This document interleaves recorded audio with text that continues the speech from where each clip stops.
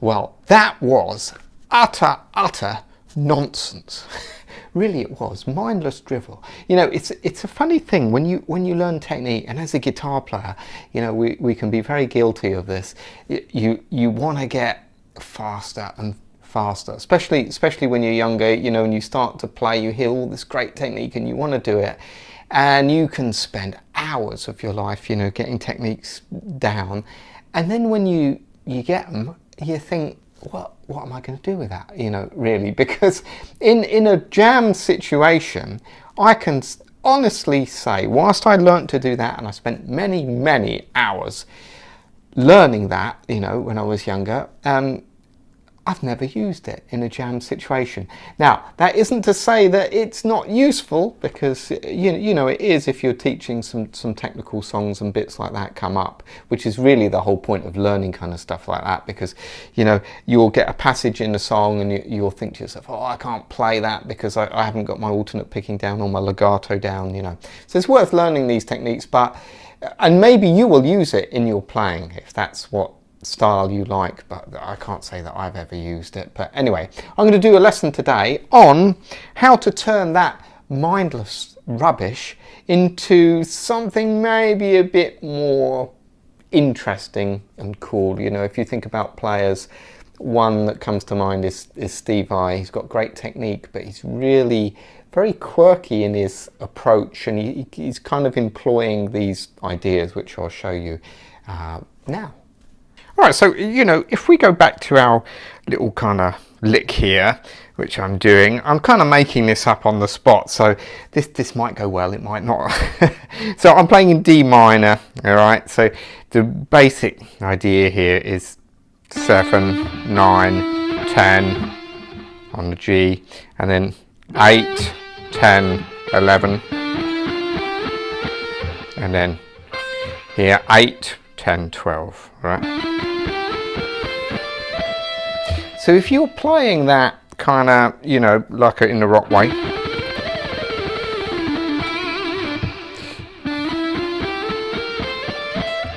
all right, so you can go up, obviously, or down. Now, here's the thing with that. If you're just going to do that all the time,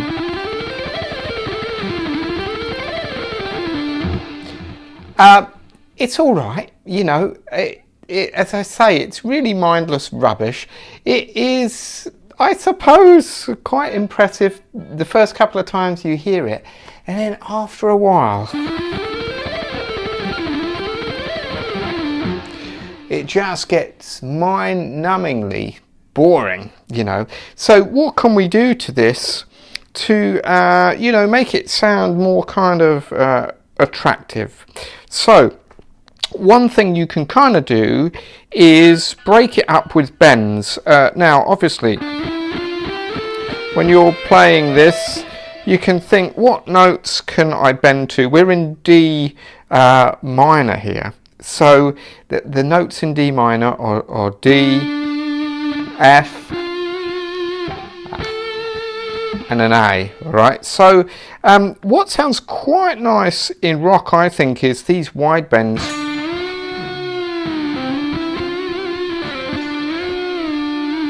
So if I do,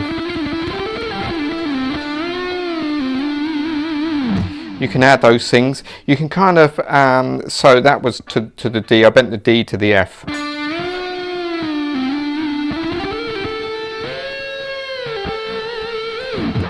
So if I do the same kind of going up.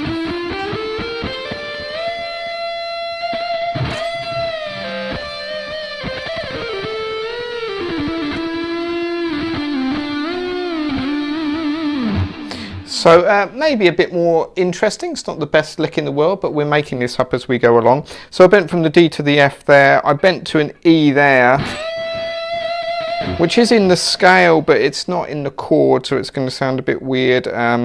So what if we bend here from to the A? So I'm going to bend this note to the A. Can we do that in a fast run? Yeah, you could do, couldn't you? What I did there. So I just did that scale bit on the top. 8, 10, 12. Slide back to 6 into the next scale shape, and then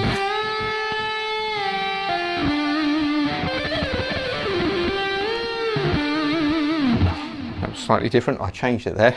Sorry about that. What did I do there? Then I moved back to 7, 8, 10.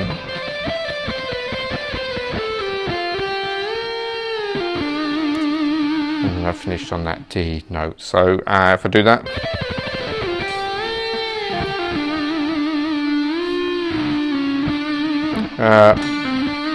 So there.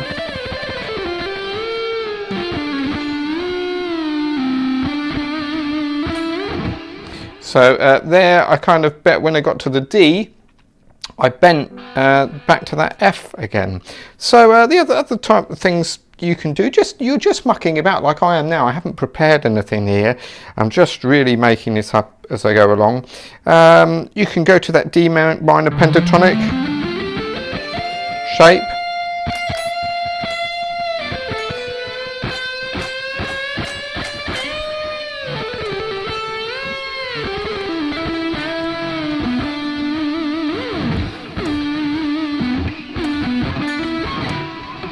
So that D minor pentatonic shape, you can mess with, you know, bending half a tone. Let it down. Like Hotel California style, you know. Getting higher. There I was bending that B, I'm sorry, to the D. There, so all these things are possible, makes it sound a bit more interesting than just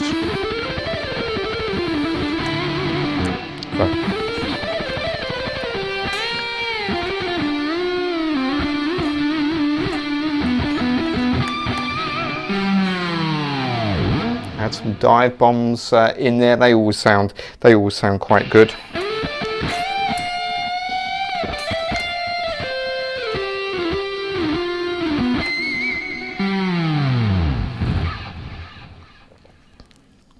There we go. I hope that helped. That was just a few things. I'm just really employing some bends there and breaking it up again. You can add blues licks, you can add legato.